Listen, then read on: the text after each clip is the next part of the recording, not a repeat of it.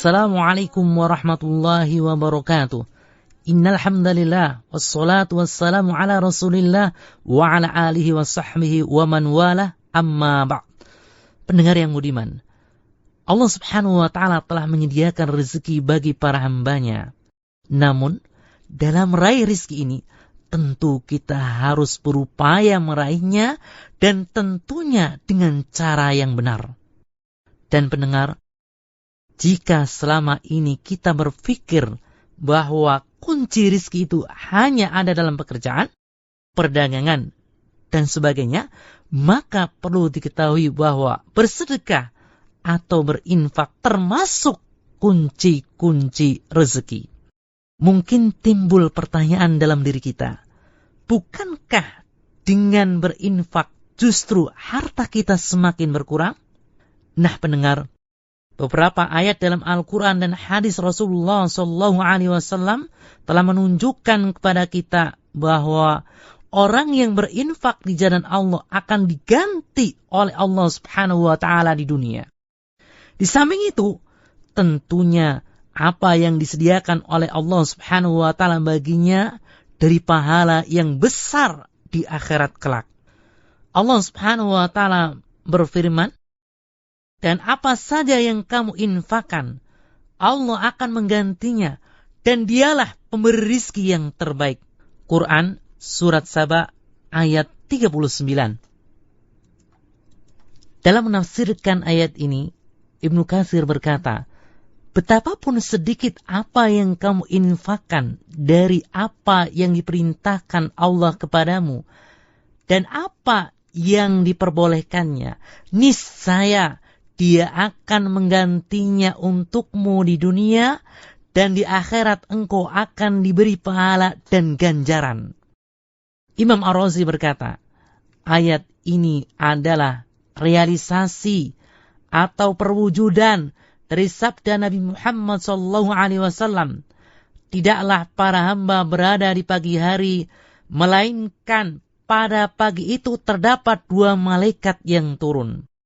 Salah satunya berdoa, ya Allah, berikanlah ganti kepada orang yang berinfak. Sedangkan yang lain berkata, ya Allah, berikanlah kebinasaan harta kepada orang yang menahan hartanya. Hadis riwayat Bukhari.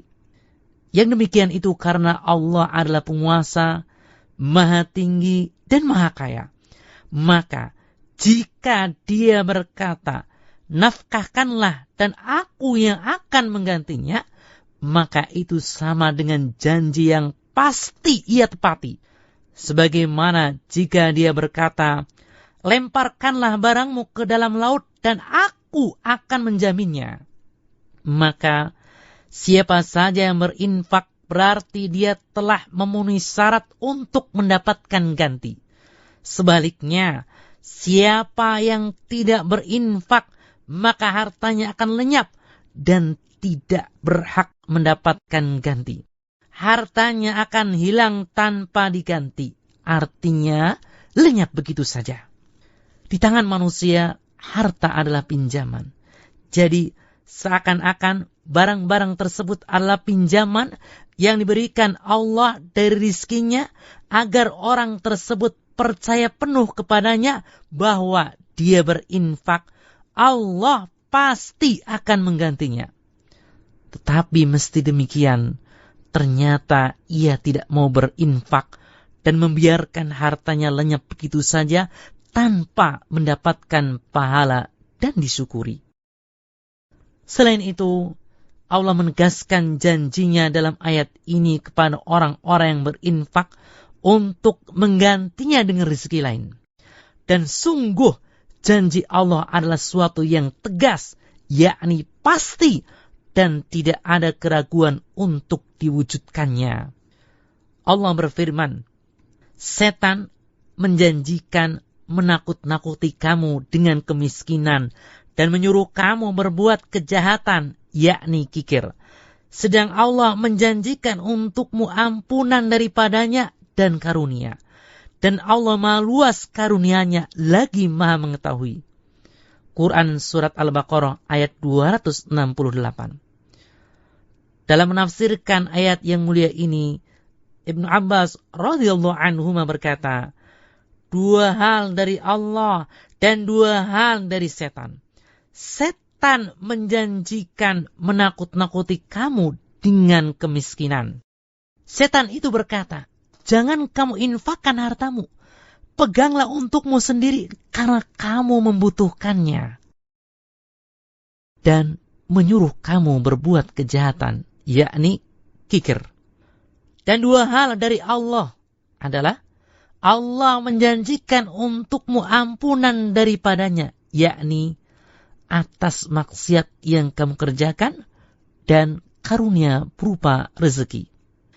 Imam Ibnu Qayyim Al-Jauziyah dalam menafsirkan ayat yang mulia ini berkata, demikianlah peringatan setan bahwa orang yang menginfakkan hartanya bisa mengalami kefakiran bukanlah suatu bentuk kasih sayang setan kepadanya, juga bukan suatu bentuk nasihat baik untuknya. Adapun Allah, maka ia menjanjikan kepada hambanya ampunan dosa-dosa daripadanya, serta karunia berupa penggantian yang lebih banyak daripada yang ia infakkan, dan Allah melipat gandakannya baik di dunia maupun di akhirat. Nabi Muhammad SAW bersabda, Allah Maha Suci lagi Maha Tinggi berfirman, wahai anak Adam, berinfaklah, niscaya aku pun berinfak, yakni memberikan rezeki kepadamu. Hadis riwayat Muslim. Allahu Akbar. Betapa besar jaminan orang yang berinfak di jalan Allah. Betapa mudah dan gampang jalan mendapatkan rezeki. Seorang hamba berinfak di jalan Allah, lalu zat yang di tangannya kepemilikan segala sesuatu memberikan infak rezeki kepadanya. Jika seorang hamba berinfak sesuai dengan kemampuannya, maka zat yang memiliki perbendaharaan langit dan bumi serta kerajaan segala sesuatu akan memberi infak rezeki kepadanya sesuai dengan keagungan, kemuliaan, dan kekuasaannya. Dari Abu Hurairah radhiyallahu anhu, bahwasanya Nabi SAW bersabda, berinfaklah wahai Bilal, jangan takut dipersedikit hartamu oleh zat yang memiliki arsy. Hadis riwayat Baihaqi. Sering terlintas dalam pikiran manusia bahwa ia akan jatuh miskin dengan berinfak, atau takut rezeki menjadi berkurang karena berinfak.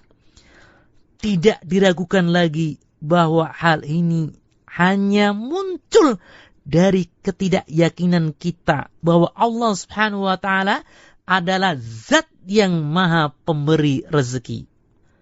Berapa banyak bukti-bukti nyata dalam kitab-kitab hadis, sirah-sirah sahabat, perjalanan hidup orang-orang soleh, balasan Allah Subhanahu wa Ta'ala yang begitu besar kepada hambanya yang gemar bersedekah.